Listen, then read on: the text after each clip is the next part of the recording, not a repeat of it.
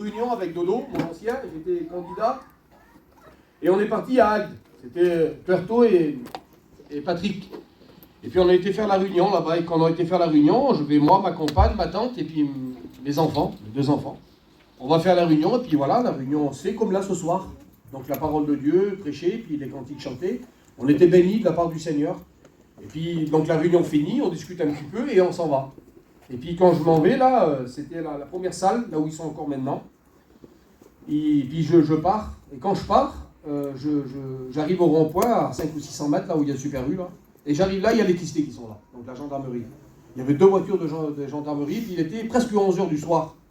Et puis quand j'arrive, alors ils contrôlaient. Et puis voilà, quand tout va bien, c'est bien, mais quand on a une infraction, c'est pas terrible. Alors moi, il y avait tout ce qu'il fallait, mais mon petit, à l'époque, il était, je sais pas, moi, il avait 2 ans, 2 ans et demi, et puis ma compagne, on sortait de l'église, elle l'avait mis devant, et il n'était pas attaché. Alors on était en faute, si vous voulez. Et puis quand on arrive là, donc les pistés voient ça, la gendarmerie voit ça, et puis il m'arrête. C'est normal qu'il m'arrête, hein. Il voit le petit devant, il m'arrête. Hein, les gitans, c'est un peu comme ça. Donc il me met sur le bord, et puis il dit sur l'autre, il dit, t'as vu, il a l'enfant devant. Alors je dis là, je vais prendre des procès, et puis ça va pas être terrible. Donc il m'arrête, et puis voilà, je coupe la voiture, je descends dehors, et puis il dit, monsieur, et alors c'était surtout pour le petit. Il dit, monsieur, l'enfant devant, vous croyez que c'est normal? J'ai dit, non, monsieur, c'est pas normal. J'ai dit, c'est vrai, vous avez raison. Voilà. Alors je vous le dis de suite, je ne croyais pas faire une expérience là.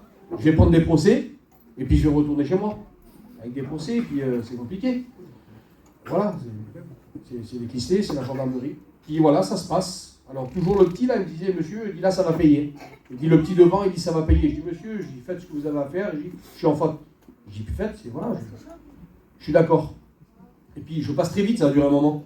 Donc il parlait, le monsieur, et puis il était en train de regarder les papiers du véhicule, etc., le permis, j'avais tout donné.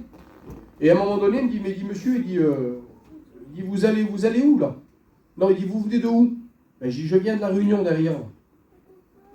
Il dit, vous venez de la Réunion? Je viens de la Réunion derrière là. Et puis il se recule un petit peu en arrière, et il me dit, il me tutoie, il dit, toi, t'es un pasteur.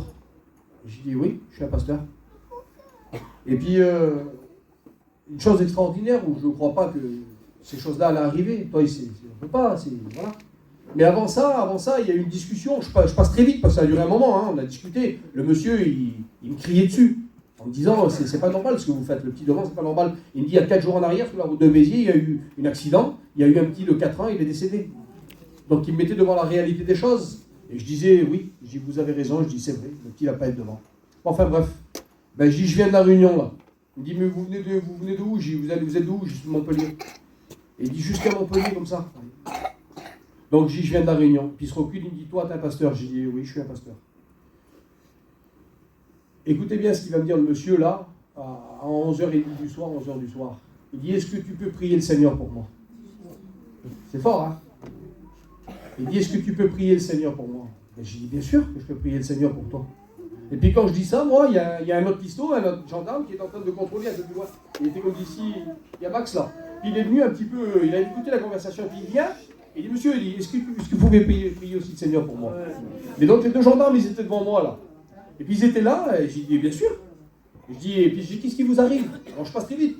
Ils me racontaient leur vie, de la situation qu'ils vivaient, avec leur foyer, leur compagne, etc. Ils m'expliquaient leur vie. Les gendarmes, ils ne se tuent pas sa vie, ils mettent des procès, et puis c'est fini, hein, vous avez compris? Peu importe, le rond qu'on est, on a besoin du Seigneur, et puis ils avaient besoin de Dieu. Alors on n'a pas vu des anges du ciel descendre, et puis on n'a rien vu de tout ça, mais ils étaient là, et je dis, qu'est-ce qui vous arrive? Alors ils nous m'expliquaient, ça a duré un bon moment. Et à un moment donné, j'ai dit ça, moi. J'ai dit, est-ce que vous croyez que Dieu peut tout résoudre? Et puis ils étaient là, ils se regardaient, il y avait des becs de gaz, comme ça s'était éclairé, puis les yeux pétillaient, presque, il y avait des larmes aux yeux.